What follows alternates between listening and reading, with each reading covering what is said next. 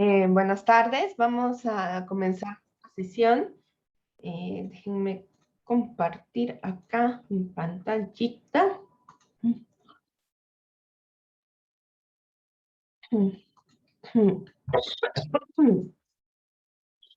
Bueno, lo prometido es deuda y hoy sí le traigo las láminas que hicieron falta en la sesión pasada sobre el texto de María Eugenia Zavala.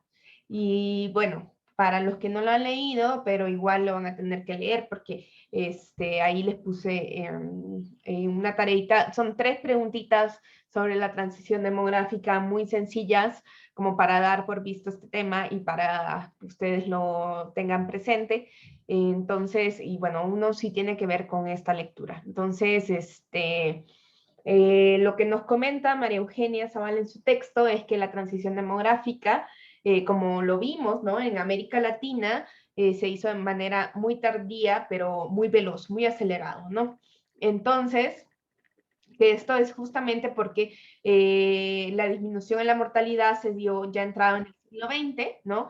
Y la reducción de la fecundidad se vio muy centrada en estos avances científicos de los anticonceptivos y no tanto en los cambios ideacionales, que estuvimos hablando muchísimo de los cambios ideacionales en estas últimas clases. Entonces, habíamos dicho que justamente América Latina es un ejemplo del cuestionamiento que le podemos hacer a la teoría de la transición demográfica, porque sin mayores cambios en escolarización y en la urbanización y la industrialización, hemos visto los cambios demográficos que normalmente se le atañan a la transición demográfica. Entonces, pues México pasó, ¿no? Dijimos de una política pronatalista, que después de la revolución y para que no nos quitaran las tierras, pues había que poblar este gran territorio que es la República Mexicana. Entonces, la disminución de la fecundidad se hizo de manera muy, muy acelerada y a partir de las políticas de población en el México de los años 70, ¿no? Según María Eugenia retoma los planteamientos de Norman Ryder, que nos dice que hay 2 modelos de transición demográfica que en el caso mexicano estarían coexistiendo al mismo tiempo, ¿no?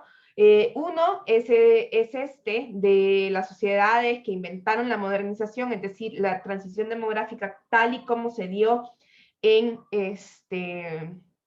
Europa, y la otra es, digamos, en las sociedades donde la modernización se impuso, ¿no? Podríamos ver que hay 15 años de diferencia entre los inicios de la transición de la fecundidad entre las mujeres de las grandes ciudades y más escolarizadas, que son muchas veces llamadas las pioneras. Han habido estudios sobre estas mujeres que se les llaman las pioneras, a partir de la segunda mitad de los años 60, y la gran parte de las mujeres mexicanas empezaron a controlar sus nacimientos después del pleno desarrollo del programa oficial de planificación familiar en los años 80. O sea, en los 70 empezó esta gran política, pero realmente ya las mujeres los adoptaron en los 80. Entonces, las realmente pioneras empezaron antes y son muy pocas y en espacios de las grandes ciudades urbanizadas y más escolarizadas, ¿no? ¿Qué más nos dice? Que bueno, esta dualidad de que existan estos 2 procesos en México tiene que ver con el rol social de las mujeres, ¿no? Que empieza la transformación en las zonas urbanas, con la escolaridad, la entrada al mercado de trabajo, cambios en el valor social de los hijos, que es esto de tener mayor calidad y menos calidad, y evolución en las normas y representaciones de género. El segundo modelo, que digamos se podría observar en las zonas con más dificultades del país, las mujeres menos educadas no cambiaron tanto los modelos tradicionales y las desigualdades sociales y de género siguen existiendo. El Programa Nacional de Planificación Familiar se implementa ahí en 1977 y se difunden muchísimo, muchísimo los métodos modernos de anticoncepción, que en estos podemos mencionar, por ejemplo, la pastilla anticonceptiva, y entre los grupos sociales que no hubieran cambiado tan masivamente sus comportamientos reproductivos si no hubiera existido el programa, ¿no? No había un cambio en las estructuras sociales, no había un cambio entre la ruralidad y la urbanización, ¿no? Entonces, se dan varias explicaciones de por qué la transición demográfica se está dando como se da. Una primera explicación es que las políticas de población y los programas de planificación familiar facilitaron esos métodos modernos para todos los grupos, aunque algunos quedan aún al margen, pero sin afectar el nivel general. Se retoma lo que menciona Irene Terry, que los cambios legislativos acompañan los cambios en los comportamientos sin que los unos sean las consecuencias de las otras.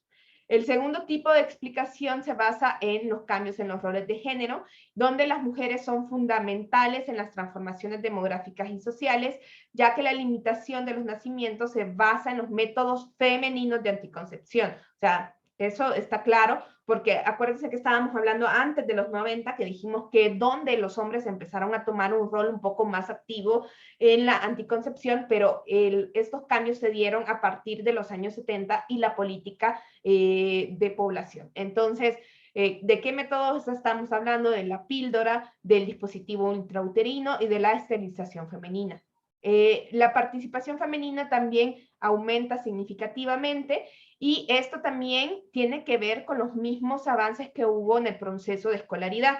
Si los niños y las niñas asistían más a la escuela, esto permite que las mujeres tengan tiempo de trabajar mientras los niños están en la escuela, ¿no? Entonces los roles de madre y esposa y otras formas familiares no se transformaron en profundidad en México, ya que la mayoría de las mujeres mexicanas en la primera etapa de la vida adulta es donde hacen su primera unión, que es lo que decíamos del calendario muy temprano de nupcialidad.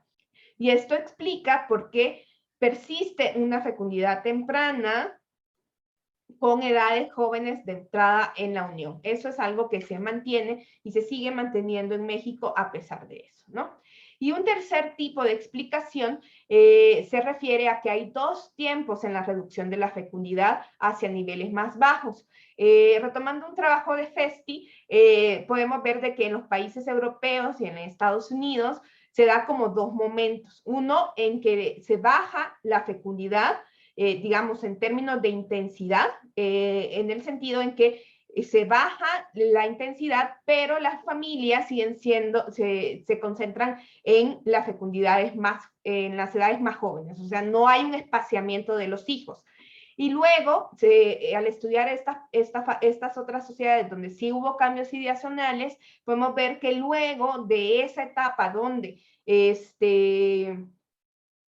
donde tenemos un calendario aún temprano, pero con menor intensidad, sigue una segunda fase donde se da un retraso en los nacimientos y esto provoca como una dilatación del calendario de la fecundidad y también un aumento en los intervalos intergenésicos.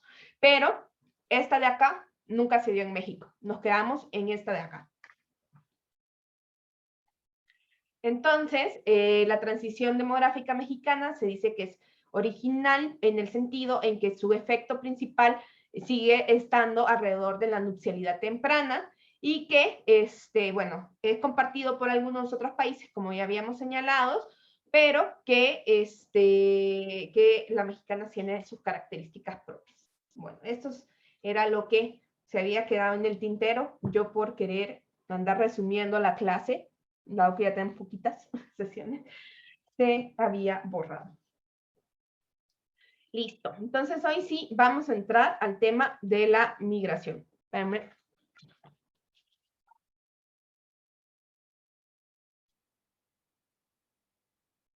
Ahí está. Bueno, entonces entramos al fenómeno demográfico que es netamente social, ¿no?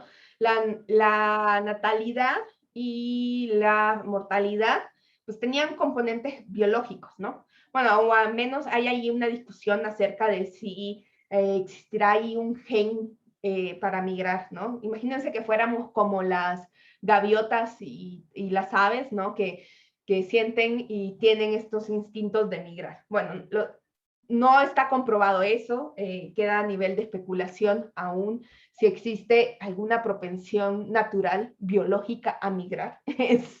Pero, pues, en realidad, las grandes explicaciones que tenemos sobre la migración pues son netamente sociales, ¿no? Por el momento, ¿no? Por el momento no se ha mostrado de que exista y que alguien haya nacido con el gen de migrar. Aunque bueno, ya aquí haciendo sociología de charla, ¿no? Y de experiencia propia, pues yo tengo 2 hermanos y una hermana que tampoco viven en su país de origen. ¡Ja! ¿Será que lo traíamos en la sangre? Nada, simplemente somos salvadoreños. Bueno, el asunto es que vamos a empezar por el principio, ¿no? Por decir, bueno, ¿qué es un migrante? Y aquí es donde pues la migración se vuelve como súper interesante. Hay una materia que ustedes llevan que se llama Sociología de la Migración, entonces ahí me imagino que ustedes, si la llevan, se van a dar mucho más gusto de aprender todo lo que tiene que ver con las teorías sociales que quieren explicar la migración. Pero bueno, incluso la definición de migrante no es una definición como tan clara, ¿no? O sea, la gente nace y nació, o sea, no lo podemos negar, ahí está, nació, existe, ¿no? La gente se murió, pues se murió, ¿no? Pero, ¿quiénes son migrantes? A veces eso tiene que ver con segundos, apellidos, adjetivos, y así algunas personas a veces van a ser migrantes y a veces no van a ser migrantes. Entonces ya es un concepto, ya la migración es tiene en este mismo componente social, pues también ya empieza a tener muchas aristas y muchas definiciones, ¿no? Entonces vamos a empezar por definir qué sería una persona migrante, un ser humano migrante, ¿no? El primer criterio es el nacimiento, ¿no? Es lo que llamamos migración absoluta, ¿no? Entonces, eso sería si alguien vive en el mismo lugar donde nació. A ver, y así, sin decirles más, les voy a lanzar una encuesta para que ustedes me digan si son migrantes por nacimiento o no.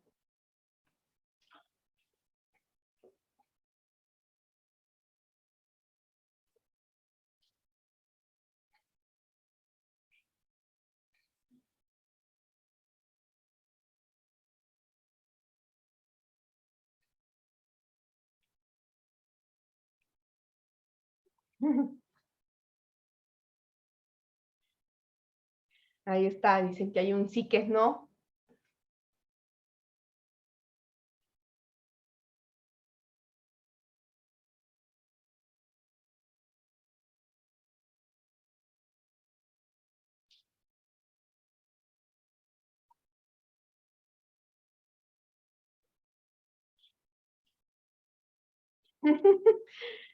Como están acostumbrados a que les pregunte si entendieron o no, estaban contestando esa pregunta, ya lo vi. Más que si son migrantes o no son migrantes.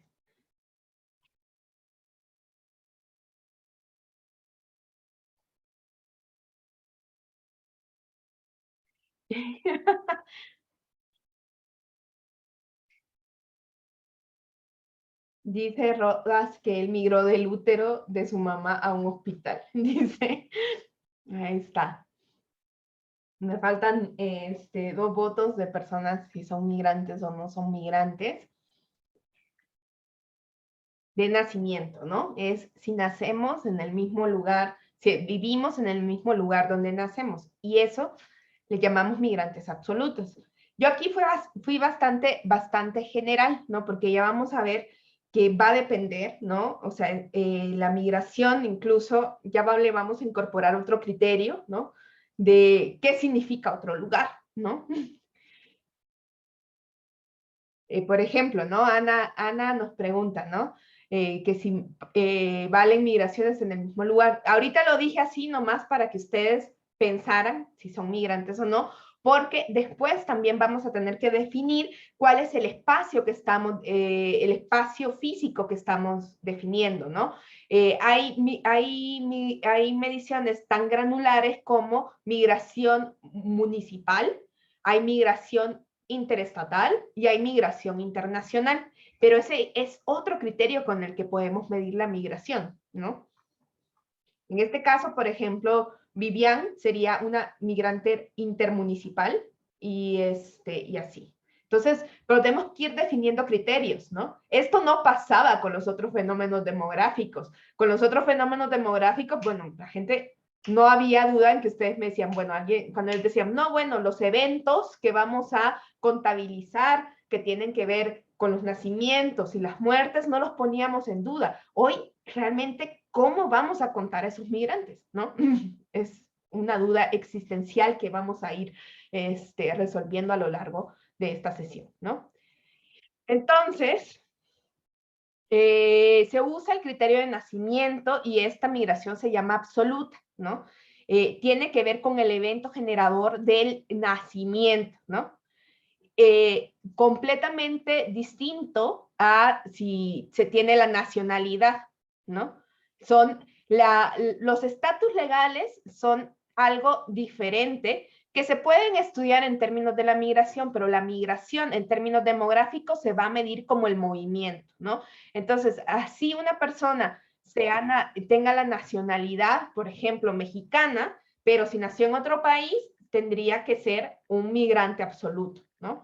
Este tipo de mediciones pues tiene un problema, ¿no? Primero es que no toma en cuenta que tal que una persona se fue, por ejemplo, alguien que nació en la Ciudad de México, vivió 5 años en Guatemala, luego 10 años en Ecuador y regresó a México. Y yo digo, bueno, según este criterio, no sería migrante porque está viviendo donde nació, ¿no? Entonces nos perdemos toda su historia migratoria, ¿no?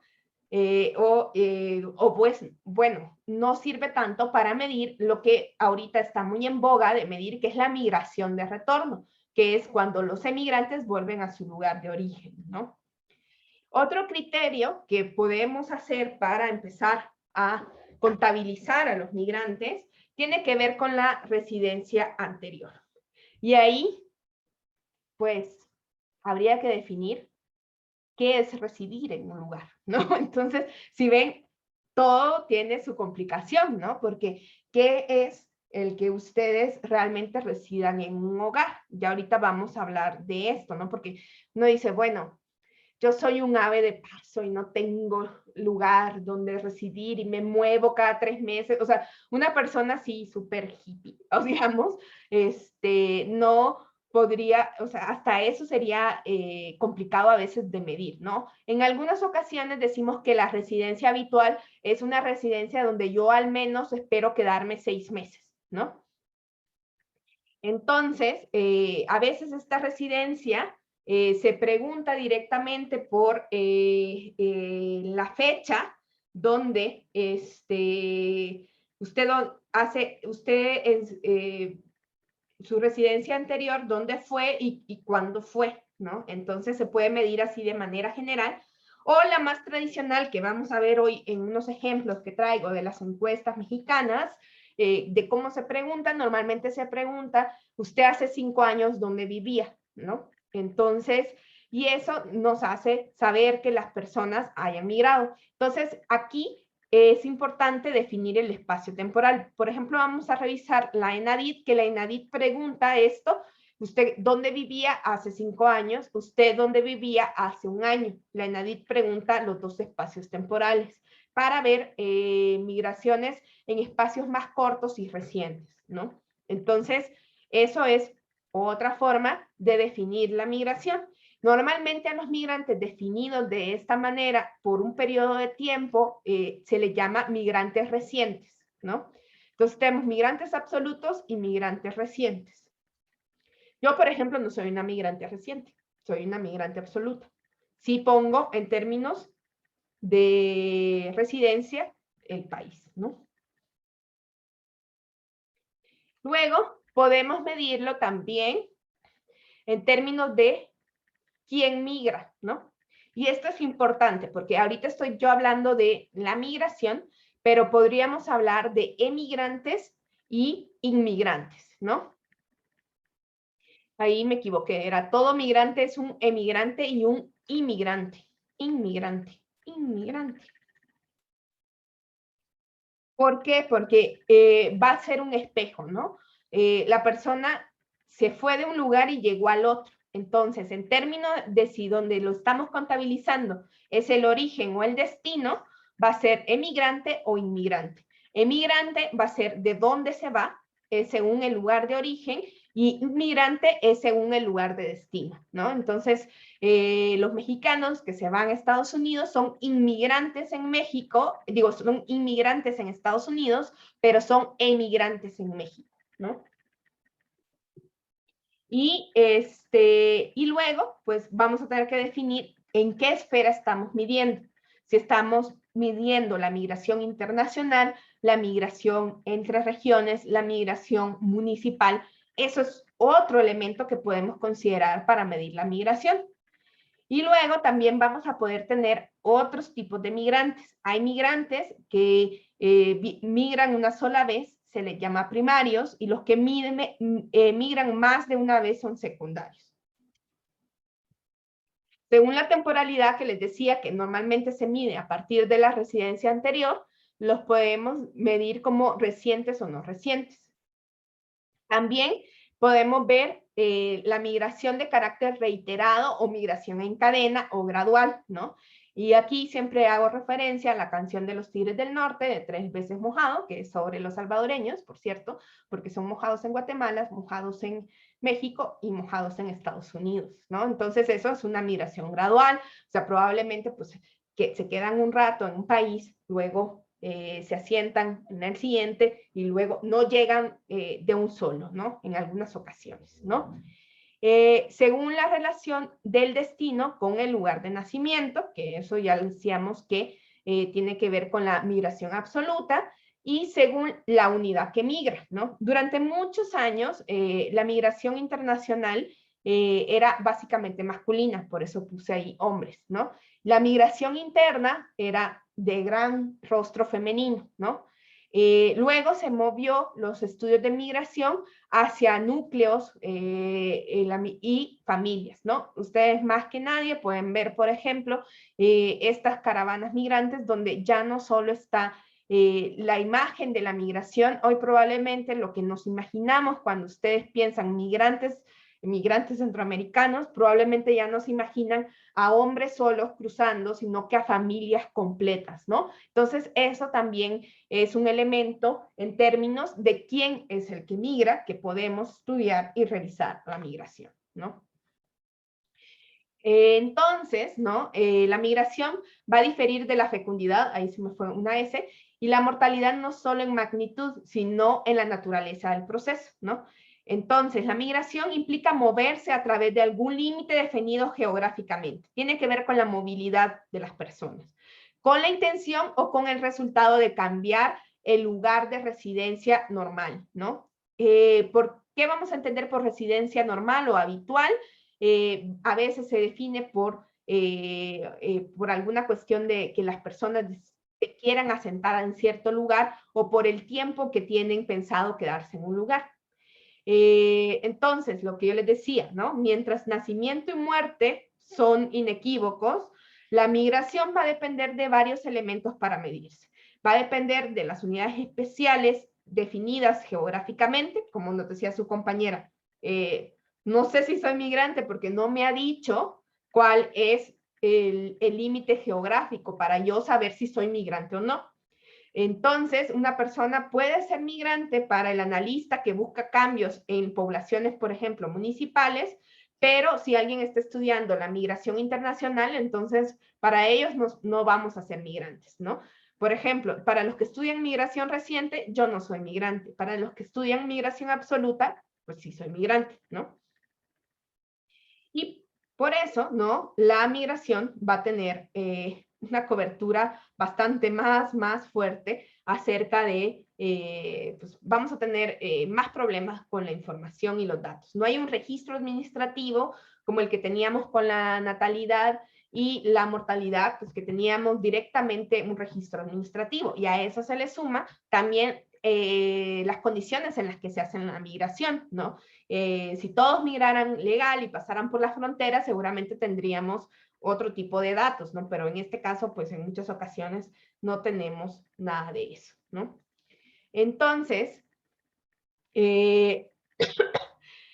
no se puede confiar en los datos de registro de migrantes y migraciones en la mayoría de países. Eso es realmente súper complicado. Y además tenemos, por ejemplo, quizás en el lugar donde más podríamos contabilizar a los migrantes es en el censo, ¿no? Es en los censos, ¿no? Pero incluso, fíjense todo lo que se estuvo discutiendo ahorita en el 2020 con lo que estaba hablando Trump acerca del censo en Estados Unidos, que le tocaba también en el 2020, y entonces a veces, incluso en los censos y en otras mediciones, las personas van a ocultar en algunas ocasiones también su condición por si tienen estatus ilegal, por si hay xenofobia, etcétera, etcétera, etcétera. Y muchas veces por eso están subrepresentados en los censos y encuestas.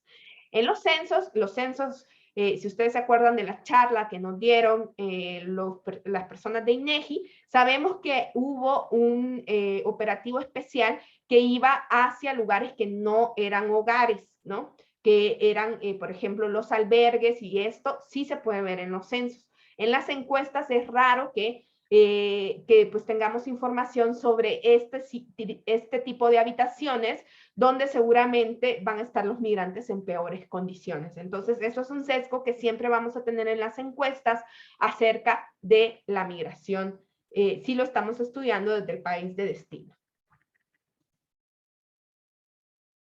Entonces, ¿qué es eso de mi residencia habitual? Bueno, dice la ONU, ¿no? Que la residencia habitual se recomienda que los países apliquen un umbral de 12 meses al considerar el lugar de residencia habitual, de acuerdo con alguno de los dos criterios siguientes.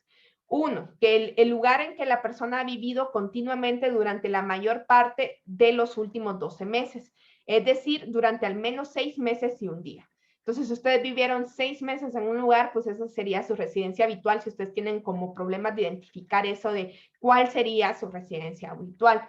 Y esto tiene que ver con personas que viajan mucho o que tienen, por ejemplo, empleos permanentes y temporales, y hay migración temporal por trabajo sobre todo, entonces es como de, bueno, usted dónde vive más, ¿no? Entonces ahí, bueno, pues en este lugar vamos a declarar su residencia residencia habitual.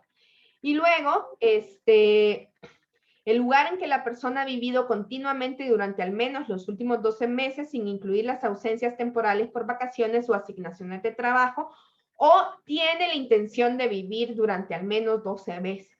12 meses. O sea que si ustedes ven, sí es complicado, ¿no? O sea, porque podríamos ir aplicando diferentes criterios para las personas. Entonces, en general, lo que nos enfrentamos es que tenemos que confiar en que las personas se autodefinan como residentes o no de un lugar, ¿no? Hay en ocasiones personas que se pueden implementar, pero ustedes van a ver que en las encuestas, o sea, la verdad es muy difícil y que hacer este tipo de preguntas. Por ejemplo, si no habría como en un mundo donde, por ejemplo, donde está registrado su automóvil, aunque sabemos que pues, ustedes saben que aquí hay mucha gente que registra sus automóviles en otro lado para sacarse la tenencia, ¿no? Entonces aquí no aplica tanto, ¿no?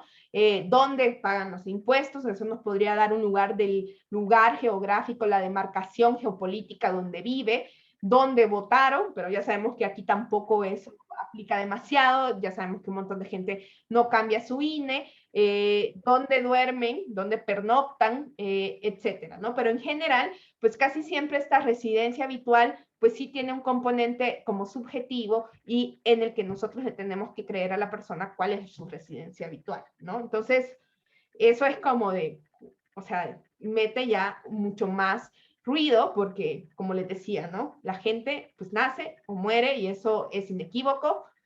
La migración no va a ser tan inequívoca. Entonces, a la migración se le dice la cenicienta de la demografía, ¿no?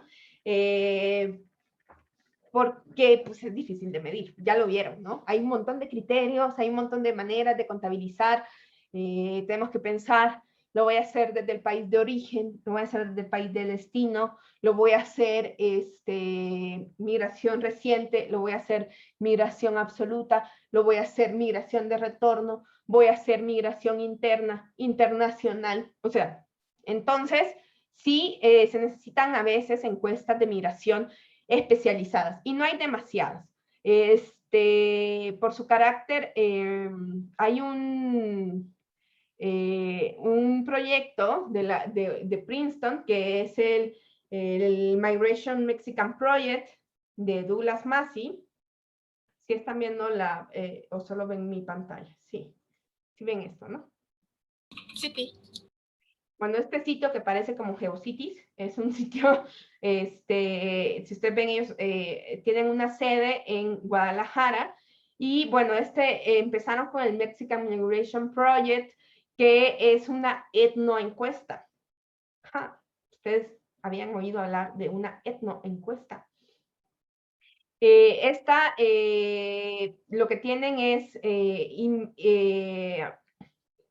tienen tanto como información en los lugares de origen como en los lugares de destino, y entonces no sigue una muestra aleatoria, pero sí es un gran proyecto, ¿no? En otros años, yo creo que, Iván, vos tomaste el curso, ¿verdad? En el Colmex. Sí, de hecho te iba a preguntar, Ay, se cortó, Iván. que creo que no se escucha. Sí, yo lo tomé en 2019, pero te iba a preguntar que si todavía lo dan en el Colmex. Pues ahorita con lo de la pandemia no lo dieron el año pasado y no sé si este año lo piensen dar, porque normalmente era un curso de verano que venían a darlo y entonces, pues como había dinero de otras universidades estadounidenses, era de los cursos más baratos de verano del colegio. Entonces, pues te enseñan ahí cómo usar la base de datos y todo eso, porque sí es muy especializado. Se han hecho también el Latin American Migration Project, que es un programa similar que ya incluye más países, ¿no? Este es el famoso LAMP. Y entonces lo que ustedes tienen es información, por ejemplo, de Guatemala, El Salvador, Nicaragua, Costa Rica, hay varios países y también pues se entrevistan las comunidades de origen, las comunidades de destino, se hace una implementación, digamos, no, de nuevo no es una encuesta aleatoria, es una etnoencuesta, ¿no? Entonces es, digamos, uno de los proyectos más ambiciosos y más grandes que hay en América Latina, ¿no? Entonces es muy interesante, ¿no? Y yo les recomiendo conocerlo un poquito más, ¿no? También nosotros podemos tener encuestas donde se puede hacer, por ejemplo, las historias de migración. En el caso de las historias de migración, o sea, que yo le pregunto a una persona y hago como todos los viajes que ha hecho en su vida y puedo tener todo su historial migratorio. En el caso mexicano solo hay dos encuestas que tienen esta característica. Una es la ENVI y otra es la EDER, la encuesta demográfica retrospectiva. Entonces, si bien estas encuestas tienen mucha información acerca de cómo las personas migran, pues no nos sirven tantísimo para medir exactamente la cantidad de migrantes y de migraciones o tener una medida de intensidad del fenómeno. Entonces,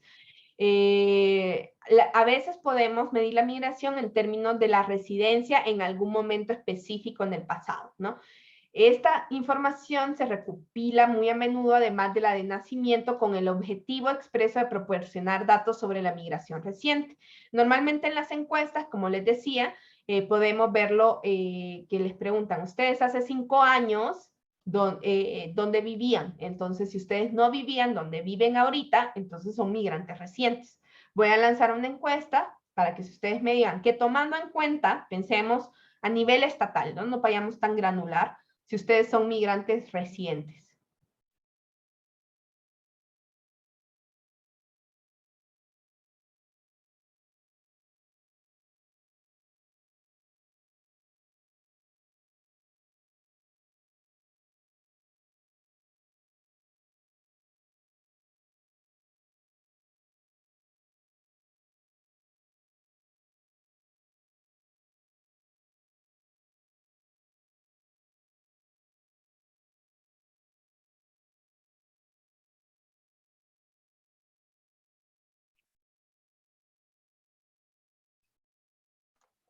Bien, y por ejemplo, una pregunta.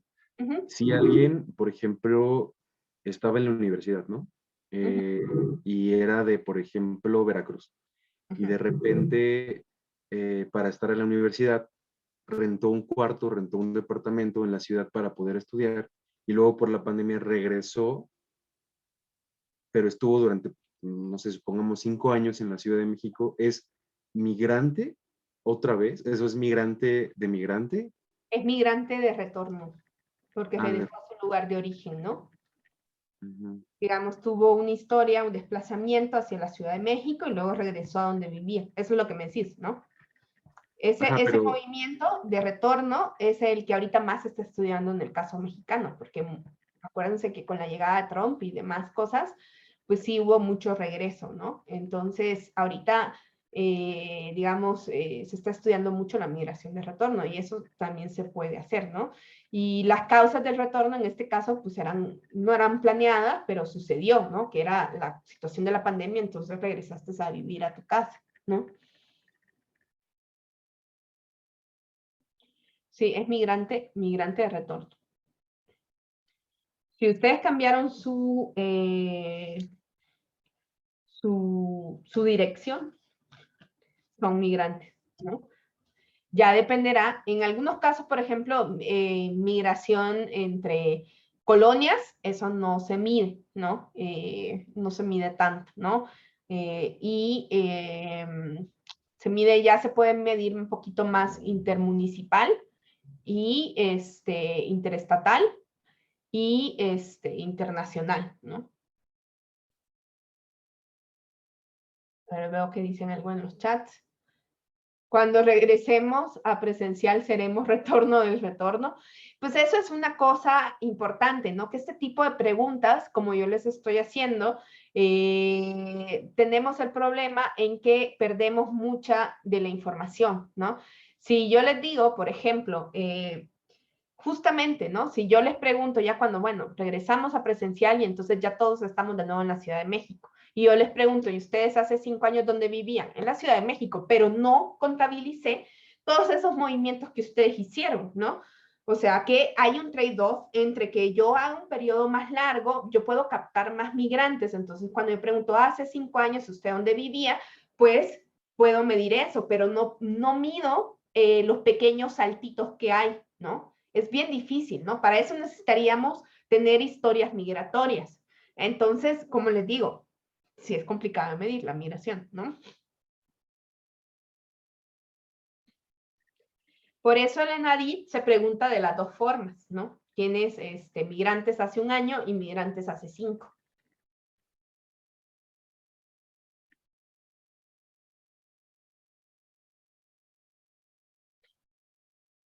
Entonces, en algunas encuestas, no sé si les traje la del... No, creo que borré las del Salvador, perdón. Es que en los censos, no se han hecho en El Salvador, lo que preguntaban era el lugar de residencia anterior, ¿no? Y simplemente se pregunta, usted, antes de vivir aquí, ¿dónde vivía? ¿Y hace cuánto vivía ahí? Entonces lo que tenemos es que tenemos el último movimiento de cualquier persona, ¿no? Independientemente del tiempo, ¿no? Entonces, eso a veces está bien, pero pues también a veces tenemos un montón de movimientos, porque si a mí me dicen, usted, ¿cuándo se mudó? La última vez que se mudó, yo me mudé hace 13 años, ¿no? Siempre he vivido en el mismo lugar desde que vine a la Ciudad de México, entonces no me he movido para nada. Y entonces es hace 12 años, entonces hay mucha variedad y a veces la gente no le gusta tanto, ¿no? Luego se pregunta la duración de la residencia actual, que es, por ejemplo, eh, justamente establecer yo el marco, ¿no? Hace 5 años, hace 10 años, a veces se les puede decir a las personas, se suele decir, mire usted, y como algún evento que sucedió más o menos hacia el momento en que yo estoy haciendo la pregunta, porque acuérdense que la gente olvida muy rápido, ¿no? Y también podemos medir la migración a partir de de la población intercensal, ¿no? Acuérdense que nosotros podemos tener, por ejemplo, ese saldo neto migratorio, podemos tener entradas y salidas comparando poblaciones a nivel entre dos censos, ¿no? Entonces, podemos medir la migración de esa manera, ¿no? Acá les puse, por ejemplo, que también BELTI incluye la dimensión rural y urbana, porque durante mucho tiempo y sobre todo durante la modernización se estudió mucho la migración rural-urbana, ¿no?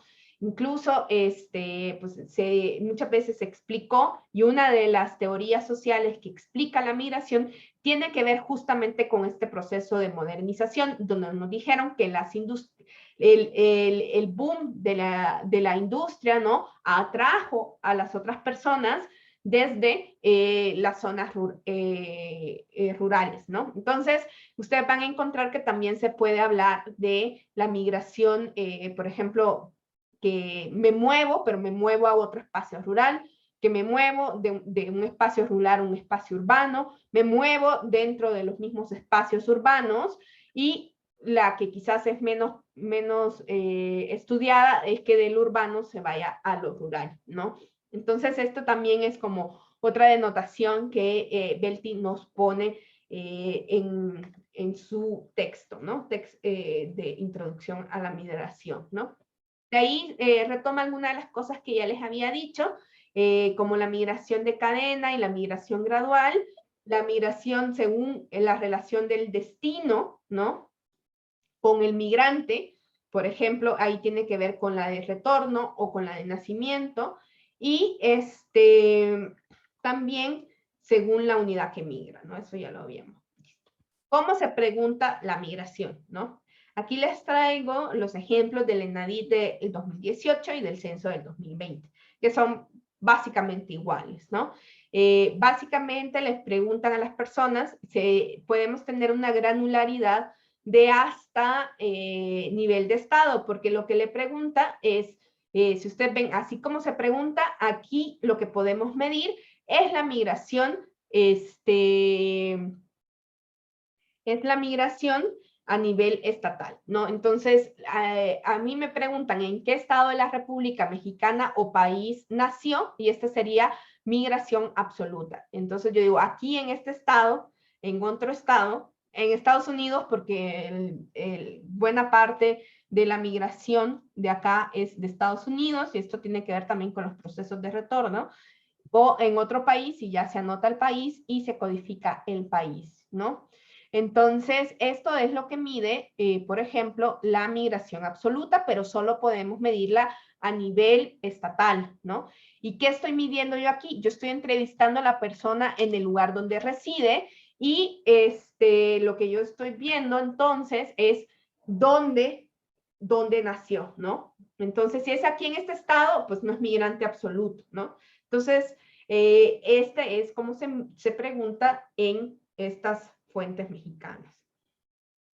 En el caso de la migración por lugar de residencia, aquí les traigo que en la ENADIT, por ejemplo, se pregunta, y obviamente a las personas tienen que tener un año más, porque si no han nacido, pues, como lo voy a decir, hace un año usted dónde vivía, y pues no, pues el muchacho no había nacido, ¿no?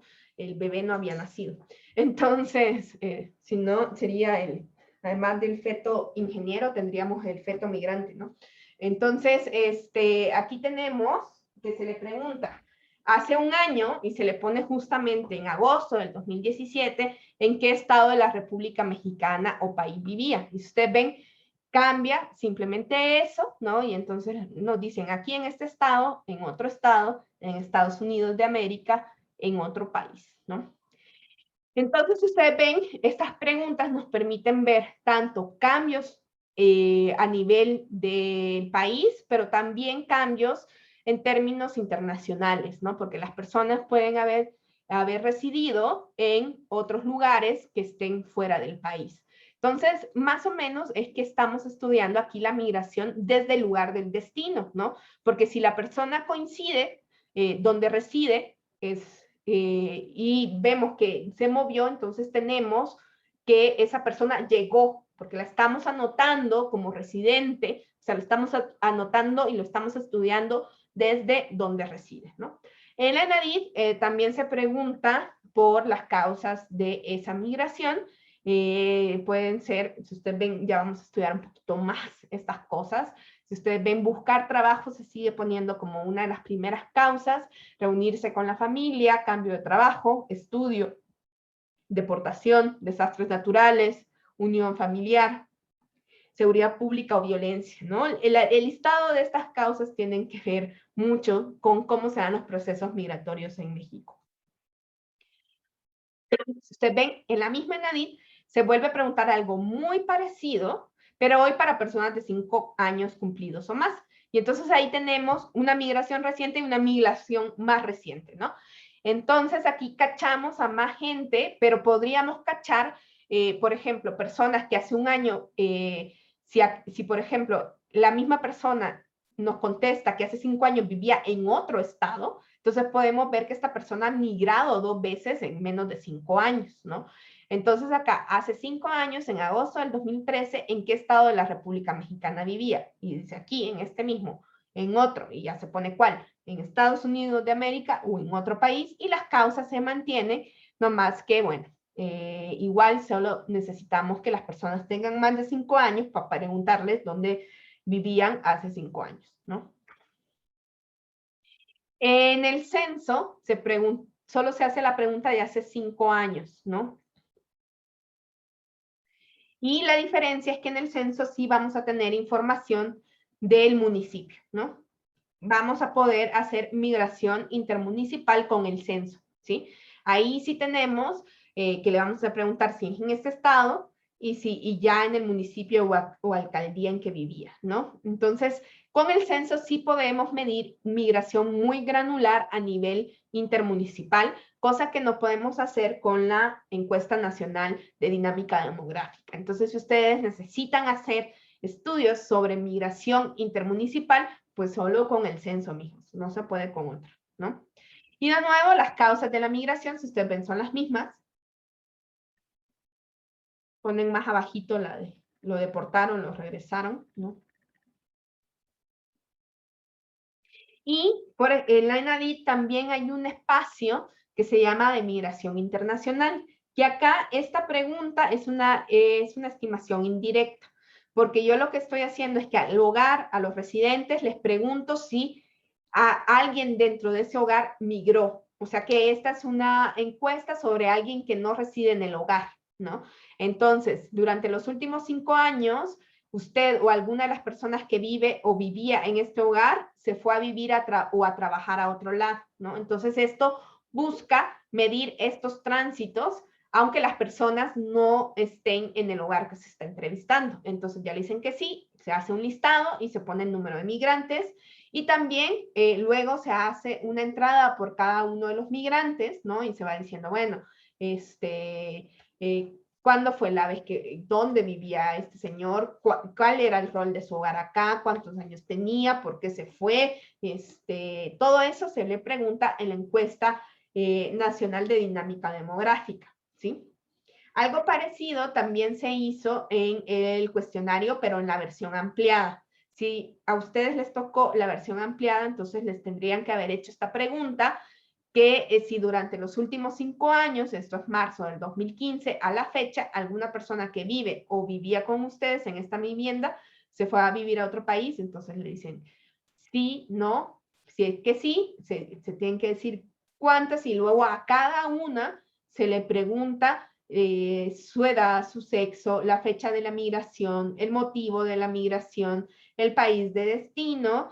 Y en el caso de que haya retornado, porque algunos de estos migrantes, incluso, o sea, pueden haber migraciones de menos de 5 años, entonces la persona pudo haberse ido del hogar y regresar, ¿no? Entonces, estos son como los únicos espacios donde nosotros podemos medir la emigración de manera directa, ¿no?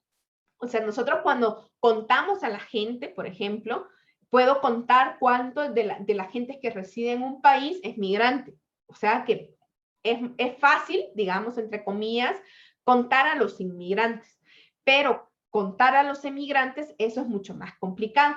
Entonces, lo podemos hacer a partir de estos métodos, pero aún así nos vamos a quedar un poco, pues con un poco sin el total de la historia, porque hay hogares que migran por completo. Entonces, si el hogar migró por completo, pues nadie va a dar cuenta de quién migró dentro del hogar, porque fueron todos, ¿no? ¿Qué puede suceder, no? O la misma recomposición de los hogares, ¿no? A lo mejor alguien, un hogar se descompone, digamos, todos los integrantes ya no son parte de un mismo hogar, porque al migrar una buena parte del hogar, pues a lo mejor los niños o alguien se tuvo que ir a la casa del abuelo, entonces no queda como tan claro, ¿no? Esta definición de la emigración, pero sí nos da alguna información sobre todo de los motivos y los destinos de estas personas, y esto nos puede orientar para ir a buscar en los censos de esos países, en las encuestas de esos países, la información sobre estos migrantes.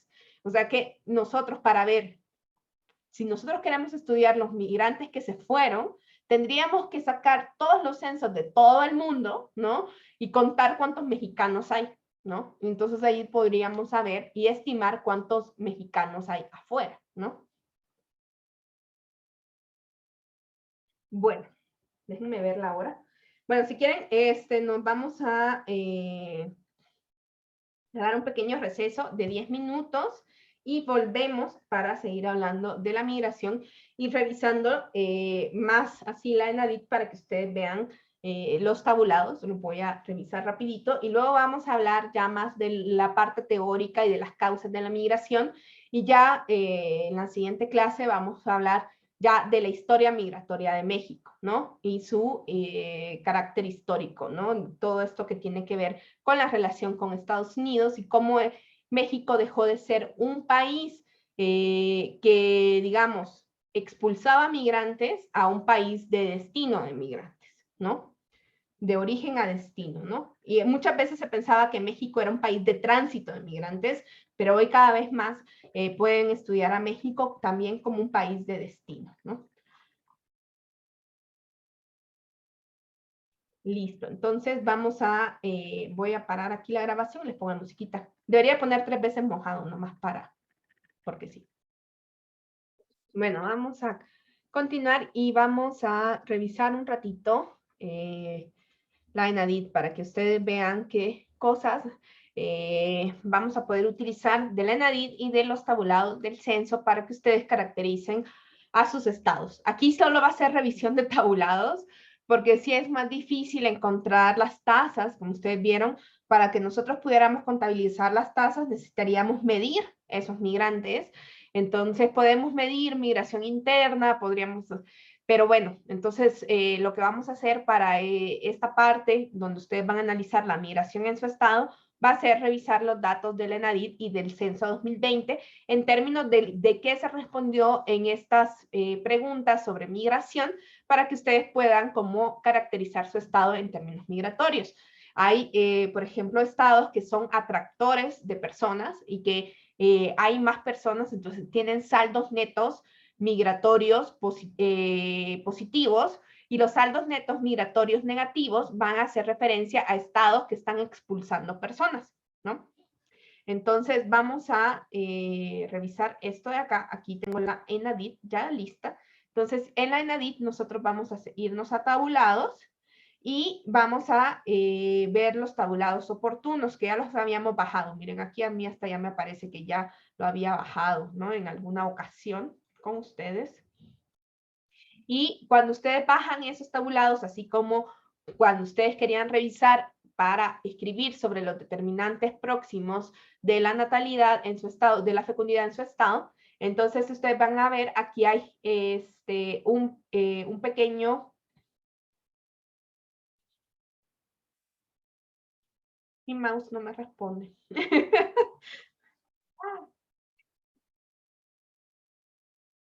Ahí, ahí está. Oh, ahí está. Entonces acá ustedes van a encontrar, le voy a dar a habilitar edición para que no se ponga tan loquito, van a ver justamente población total por entidad federativa y su distribución según nacimiento. Entonces aquí, digamos, estamos viendo las grandes historias de migración, porque pues tenemos personas que han nacido hace muchos años, ¿no? Acuérdense que pues hay una gran diversidad acá. Entonces, vamos a ver este primer cuadro. Si ustedes ven, aquí van a estar cada uno, si ustedes ven, está acá, por ejemplo, en Estados podemos decir que el 17% de los mexicanos residentes actuales, el 17% viven en otro lugar distinto al de su nacimiento, ¿no? Entonces, quiere decir que pues si ustedes más o menos dijeron que más o menos teníamos ahí un 25% de ustedes que también dijeron que eran migrantes absolutos, andan en la media nacional, muchachos. Entonces aquí ya tenemos información para cada uno de sus estados, ¿no? Miren, hay estados donde el porcentaje de personas que viven y que realmente nacieron en ese lugar es sumamente mayoritario, como en el caso de Chiapas, que solo el 3% de las personas que residen en Chiapas no nacieron en Chiapas, ¿no? O sea, es realmente grande, ¿no? Quiero que vean, por ejemplo, que nacieron en otra entidad, ¿no? Están en amarillito las cosas que no son. Profesora, ¿Sí? nosotros seguimos viendo la pantalla del navegador. Ah, y yo aquí enseñando. Bueno. Hoy sí. Gracias. Entonces, ustedes ven aquí está el 17% que les decía yo que nacieron en otra entidad y un 0.9 nació en otro país. O sea, ahí estoy yo. En esta foto estoy yo, ¿no? Muy poquito, ¿eh? Muy poquito. Y así pueden ir viendo ustedes sus estados, ¿no? Entonces, ustedes van a hacer, o sea, de migración, yo les dije, el de mortalidad va a ser el más difícil y ya después todo va a ir hacia lo más fácil, o sea que ya hicieron la parte más difícil de su trabajo. Vean, por ejemplo, les decía que en Chiapas, la mayor parte de las personas que residen en Chiapas nacieron en Chiapas. Muy pocas nacieron en otra entidad y en otro país. En amarillito está, acuérdense que esto al final es una estimación y entonces nos dice que esto será una estimación donde nosotros no podemos hablar demasiado cuando esté en amarillo o en rojo, ¿no? En rojo sí, no podemos decir nada de eso y normalmente son valores que son muy chiquitos, ¿no? Ustedes se fijan, uno de los estados, por ejemplo, fronterizos, van a tener una mayor cantidad de personas que han nacido en otro país. Vean Baja California, ¿no? Pues 3.6, pues ahí está todo Tijuana y hay un montón de migración y de gente que pues se quedó ahí. Vean Tamaulipas, que también. Y pueden ver también, quería ver, por ejemplo, Quintana Roo, quería que lo vieran ustedes. Es tremendo lo que ha pasado en Quintana Roo de migración. Solo el 47.5% de los que residen en Quintana Roo nacieron en Quintana Roo. O sea, más de la mitad de la población no nació ahí, ¿no? Entonces, digo, es muy interesante cómo los estados tienen sus propias dinámicas. No sé si, creo que nadie escogió Quintana Roo, ¿no? Nadie tiene Quintana Roo, sí. ¿No? Nadie. ¿Por qué no? No, vean. Michoacán también tiene una alta movilidad. El Estado de México tiene una alta movilidad. Acuérdense que, bueno, en el Estado de México hay unos municipios conurbados que han estado en alto crecimiento, ¿no?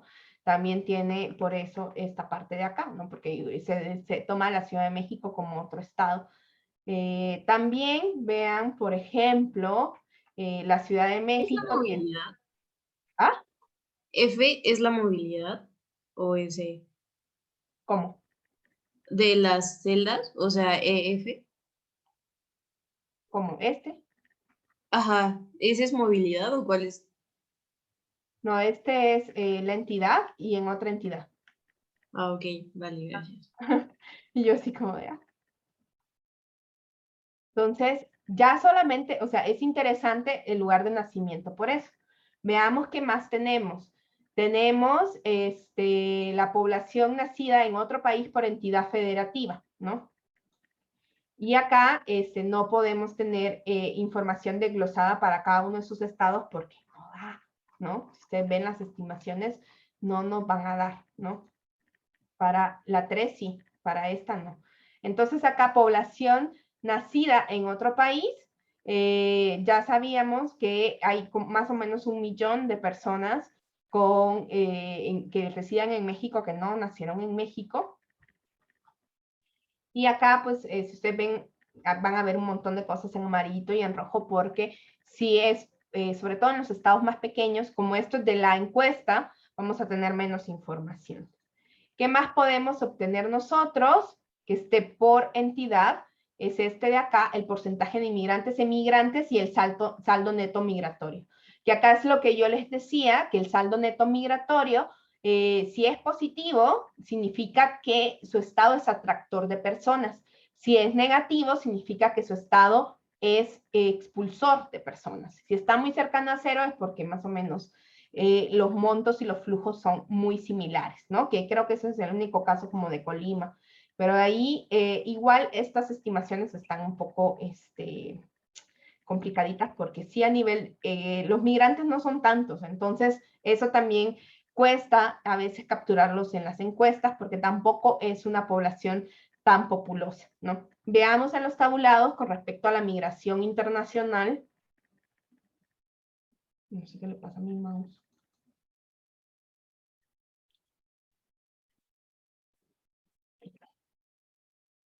Entonces, hay estados, acá si ustedes ven, lo vamos a poder ver a los emigrantes internacionales, nos los presentan primero por condición de la localidad. Hay pocos, podemos ver acá en general dónde viven, que es en Estados Unidos, la gran mayoría, y podemos ver que la mayoría, uno de los estados más importantes es Texas, pero esto lo podemos ver solo a nivel nacional. Entonces, sí, realmente California, ¿no? Es uno de todos los emigrantes que se pueden capturar a partir de esta encuesta, la mayoría, un 26%, anda allí por Texas, ¿no? Digo, por California y Texas, ¿no? Son los dos grandes estados donde vamos a encontrar emigrantes mexicanos o que hayan emigrado en los últimos 5 años, ¿no? Entonces aquí tenemos lo mismo, tenemos información sobre las condiciones de la migración, pero si ustedes ven, es difícil que tengamos tanta información con respecto a las entidades. Es hasta el cuadro 18, donde nosotros podemos ver la población migrante internacional por entidad federativa y su distribución porcentual. Es decir, que nosotros podemos, si ustedes ven, acá hay algunos estados que incluso ni el monto nos permite ver exactamente, pero aquí más o menos podríamos ver que la gran cantidad de la población migrante internacional, ¿no? Estos son migrantes internacionales que donde residen, si residen en Estados Unidos, México, en otro país. O sea que aquí estamos contando realmente a los emigrantes. La encuesta puede dar de esto que les dijeron a los hogares, de esta pregunta que les dijeron, miren, alguien migró para otro país y que contaron cuántos, se hace una estimación de alrededor de 760,000 personas que migraron en ese periodo. Y si ustedes ven dónde estaría concentrada la mayor parte de las personas que se van, vean, Michoacán es uno de los estados que tiene estos niveles más altos. Entonces ustedes podrían decir, bueno, mi estado, o sea, en términos de migración internacional, pues es el número 5 en volumen de cuántos se van para allá, ¿no? Si ustedes ven, la mayor parte de estos migrantes internacionales se concentra en Estados Unidos, más de la mitad de los migrantes internacionales que podemos capturar a partir de los hogares residentes en el país se fueron para Estados Unidos, ¿no? Hay algunos que sí son, que residen actualmente en México, porque estos son los de retorno. Acuérdense que les preguntan también si se fueron en esos 5 años y si regresaron, ¿no? Si ustedes ven, aquí está el periodo en el que lo dicen, ¿no? Entonces ustedes pueden aquí empezar a pensar si su estado es un gran contribuidor de este flujo de migrantes, ¿no? Yo tengo una duda. Lo rojo que era en la pasada. Lo rojo es que las estimaciones, a veces, cuando nosotros estamos estimando a partir de las encuestas, INEGI nos dice, mire, este dato, mejor ni lo lea. El rojo es ese dato, o sea, se lo ponemos aquí como indicador, pero la verdad es que no hay, o sea, puede ser un poco al azar, sobre todo porque si estamos estudiando poblaciones muy chiquitas o que tienen... que pueden tener una variabilidad que no sabemos si es una cuestión que es propia del muestreo o que si están dando cuenta de del fenómeno que estamos estudiando. Entonces nos dicen que estos de acá, si ustedes ven, pues además otro país es como chiquitito, ¿no? Entonces, en general es como el 6% de estos migrantes, o sea que la muestra de ser muy, muy chiquita y no da para este desglose, ¿no? Vale, gracias. Entonces, más o menos aquí lo que nosotros podríamos ver es si mi estado contribuye mucho a esto, ¿no? O qué porcentaje de migrantes internacionales produjo mi estado, ¿no? Del total, ¿no? Eso es lo que ustedes podrían revisar acá. ¿Qué más información nos da la ENADIT? También nos puede dar del retorno, y sabemos que de esos migrantes internacionales, 286,000 más o menos regresaron, ¿no? O sea, a pesar de que estamos estudiando un periodo tan corto de 5 años, del 2013 al 2018, hay personas que igual regresaron, ¿no? Entonces tenemos el retorno. Si ustedes ven el retorno, es sobre todo masculino y el gran motivo por la que las personas estuvieron regresando es porque no encontraron, para reunirse con la familia y porque no encontraron trabajo en el lugar, ¿no? Esos son los grandes dos motivos. Es muy interesante, ¿no? Y bueno, podemos también ver a los emigrantes internacionales según las localidades donde viven, ¿no? A los emigrantes, los que se van.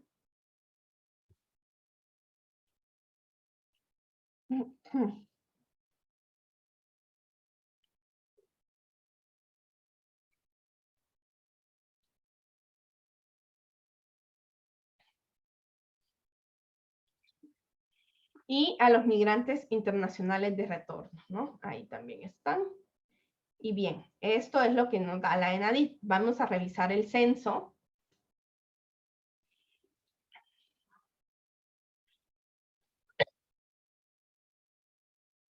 Nos vamos a ir a los resultados del cuestionario básico y acá vemos que hay un Excelito también de migración. Vamos a abrirlo también.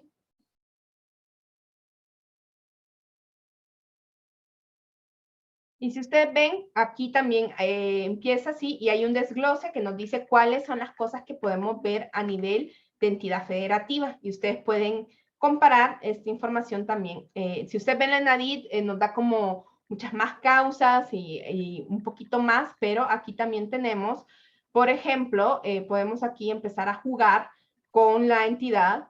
Por ejemplo, si ustedes tienen el lugar de nacimiento, que diga otra entidad, podemos ver cuáles están en Aguascalientes y así podemos ir viendo cuántas personas aquí ustedes eligen a su, parece que tengo que habilitar. Odio así estos Exceles, pero bueno, aquí escogen a su estado, ¿no? Entonces a lo mejor, bueno, como vi que nadie Quintana Roo, voy a usar Quintana Roo, ¿no? Entonces, aquí pueden ver incluso la ventaja del censo es que yo puedo ver, por ejemplo, los que vivían en otra entidad, yo puedo saber de qué entidad vienen, ¿no? Entonces yo veo que la mayoría de los que llegan a Quintana Roo son, por ejemplo, de Tabasco, ¿no? Entonces ustedes pueden empezar a ver así, o si son de otros países, ¿no? Vean en Quintana Roo la gran cantidad de extranjeros que hay, ¿no? Y extranjeros que no son de Estados Unidos necesariamente, sino de otros países, ¿no? Entonces ustedes pueden acá también con este Excel, pues hablar y contar, ¿no? Un poquito de esa población que ustedes están estudiando, si es una población externa. Según los migrantes recientes, podemos hacer lo mismo, ¿no? Eso, el anterior era por nacimiento. En este cuadro 4, nosotros igual vamos a poder escoger, voy a escoger yo también Quintana Roo. Y de la migración reciente, de los que, digamos, hace 5 años no vivían en mi estado, puedo ver que de ese millón de personas, ya empiezo a ver yo quiénes vivían en otra entidad, ¿no? Vean que aquí está los que vivían en otra entidad y yo veo que igual Tabasco es uno de los estados que más está, como digamos, contribuyendo a la población de Quintana Roo, y también Chiapas, o sea, hay todo un corredor, digamos, sur, pero también vean el gran flujo de extranjeros, ¿no? 12.655, ¿no? Y ya también nosotros podemos ver algunas cosas de la causa de la migración.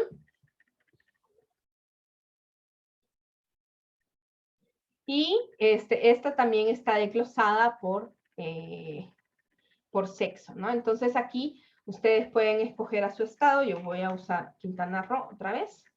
Ahí tengo a Quintana Roo. Entonces yo digo, veo yo, aquí ya solo me dan a la población migrante, ¿no? De 5 años y más, y veo, si ustedes ven, reunirse con la familia y buscar trabajo, también son las mayores razones, ¿no? De la migración total. Ustedes pueden ver si estas migraciones, si estos motivos cambian por edad, y ahí está, ¿no? Y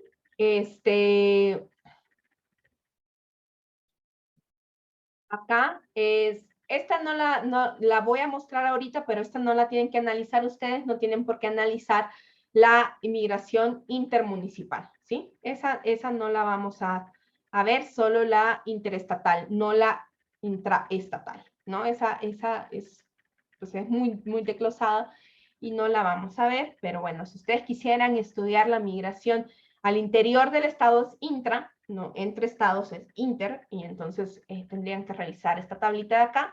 Igual vamos filtrando por la entidad donde está residiendo las personas y luego vamos a poder escoger qué tipo de población estamos estudiando y poder estudiar, por ejemplo, las causas, ¿no?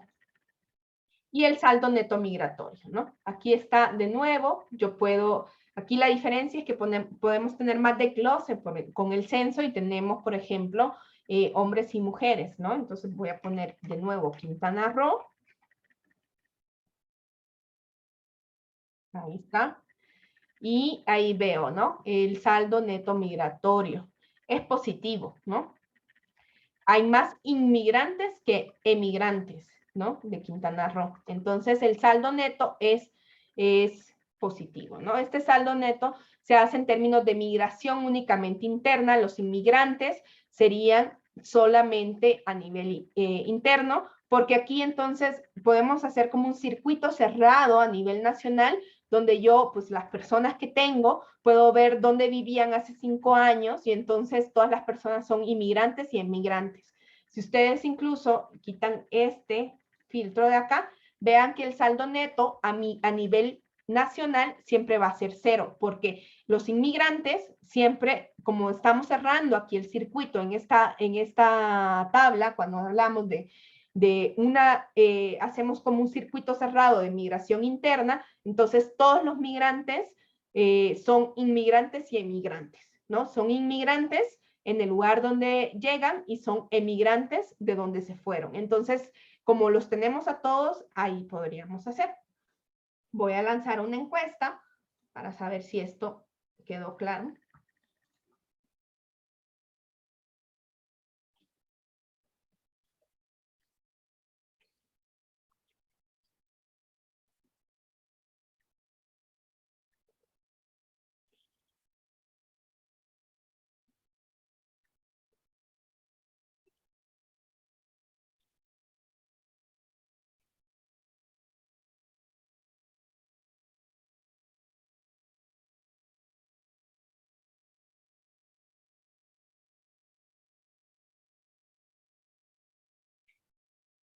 Listo, parece que sí.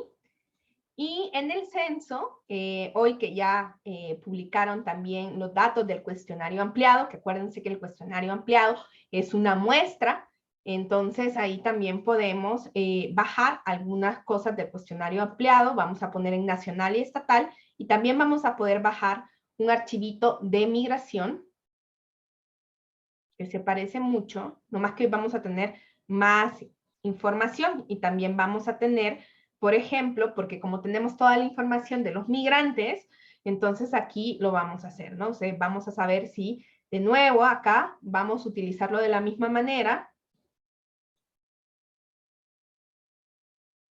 Aquí un tamaño, no sé, una entidad. Entonces, por ejemplo, posesión de la nacionalidad mexicana, ¿no? Entonces, yo aquí pongo, por ejemplo, mi Quintana Roo.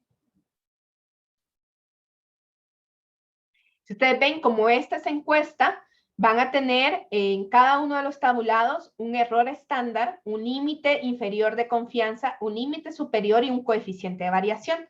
Cuando este coeficiente de variación es muy grande, es cuando se pone lo rojito o lo amarillo, ¿sí? Si es mayor de 10, ya empieza con lo amarillo, y sí, 10 o 15, 15, no, para INEGI es 15, 15 a 30 es amarillo, y el coeficiente de 30, el rojito, es que no podemos hablar de ello.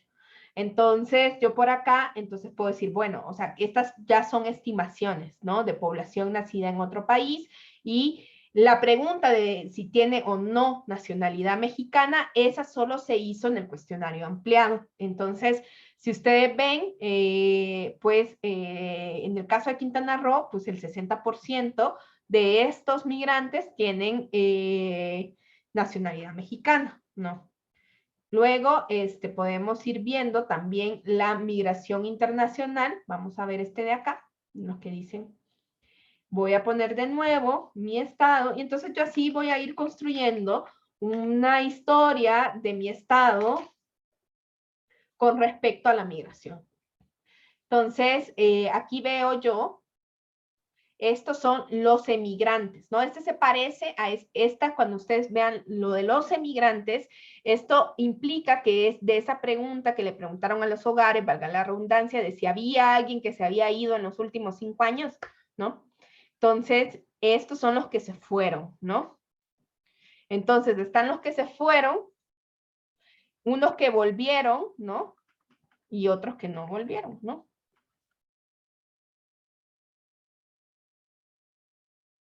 Ahí está. Entonces, sí hay varios que vuelven, ¿no?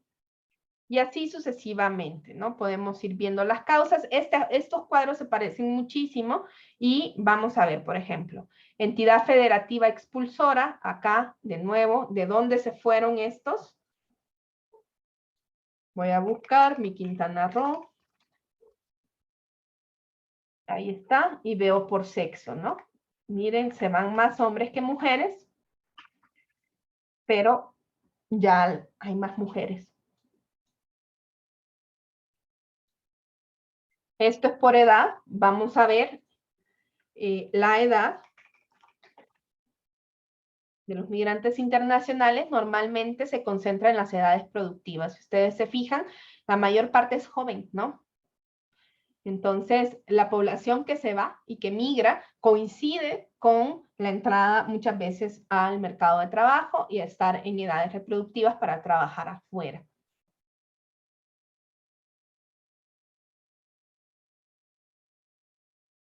Y ya la migración de retorno, esa sí la vemos en la residencia donde viven. Ahí está. Bueno, como que de Quintana Roo no puedo decir mucho.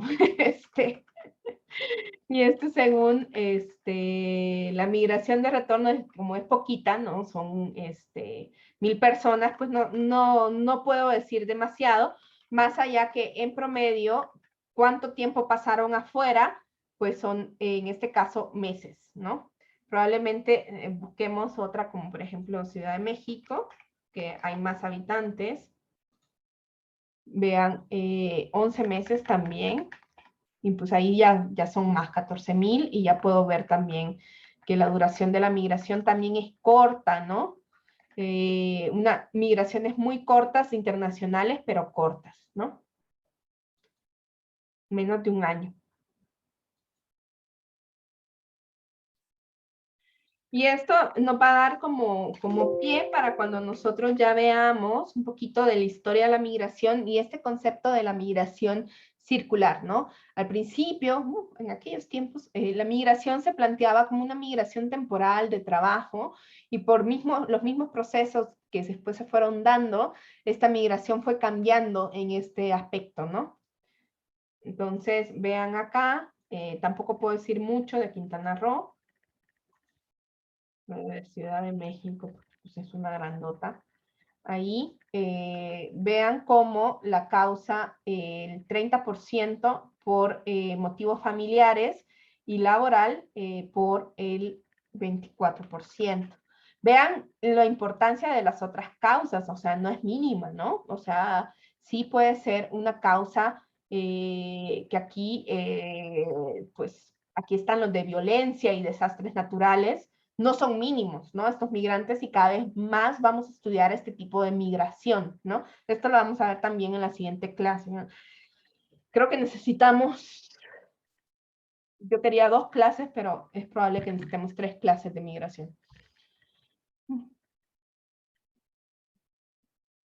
Listo, porque acá ya más o menos.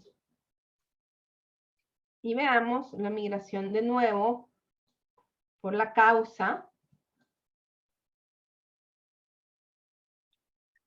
Quintana Roo. Están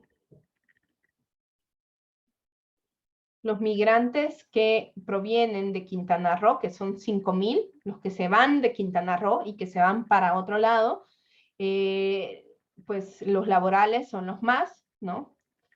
Pero es probable que en otros estados estemos viendo otras cosas, ¿no? Cada vez más se está estudiando, por ejemplo, la migración en relación, por ejemplo, con el cambio climático. Es un tema, ¿no? Es un tema fundamental. Pueden buscar mucho el trabajo de Fernando Ríos Mena, ¿no? Con respecto a ese tema, ¿no? Cada vez más vamos a estudiar eso, tristemente, ¿no?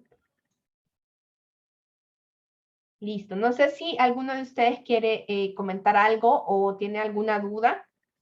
Entonces, ya después les subo de nuevo también como el cuadrito de lo que les voy a pedir de migración. Les digo que va a ser algo muy sencillo porque además en algunos estados va a haber información disponible y en otros no, dependiendo del coeficiente de variación. Si lo ven rojito, amarillo, pues no podemos decir, no podemos interpretar ese dato, ¿no? Hay que tener buen uso de la información que nos está dando INEGI. Como ustedes vieron, o sea, a pesar de las dificultades que tenemos, y ya después vamos a ver otros sistemas donde nosotros podemos consultar la migración internacional, por ejemplo, esto donde se juntan todos los censos de otros países y podemos empezar a buscar a nuestro país, ¿no?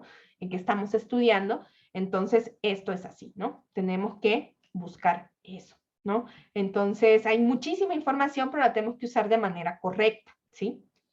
Para los que pues ya llevaron a estadística, pues ya vean acá que hay un error estándar, límite inferior, límite superior, y eso les debe de sonar muchísimo de sus clases de inferencia de estadística, ¿no? Probablemente cuando ustedes vean datos que están en rojitos, vean coeficientes de variación muy grandes o límites, intervalos de confianza también muy, muy amplios, ¿no?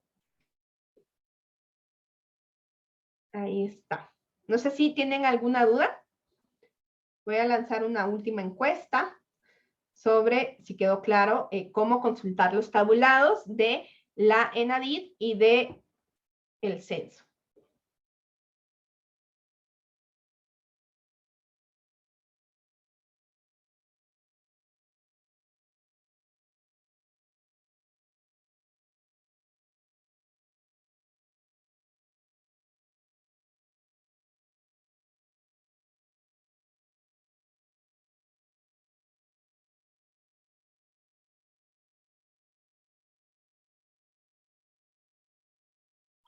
Ahí está. Bueno, chicos, entonces tengan muy buen fin de semana. Descansen, por favor. Si ustedes ven, si ya hacemos lo de migración ahorita, ya después solo nos quedaría pegar eso y básicamente les quedan los controles de lectura que vamos a tener sobre migración y la tarea de migración y luego pegar. Y ya, lo pueden decir adiós a esta materia, ¿no? En términos de trabajo, ¿no? Espero que no le digan adiós para siempre y que se lleven muchos aprendizajes, no que le digan adiós momentáneamente. Listo, nos vemos entonces el día martes que viene. Bye. Gracias. Gracias. Gracias. Hasta Adiós. luego. Bonito fin de semana. Bye. Bye.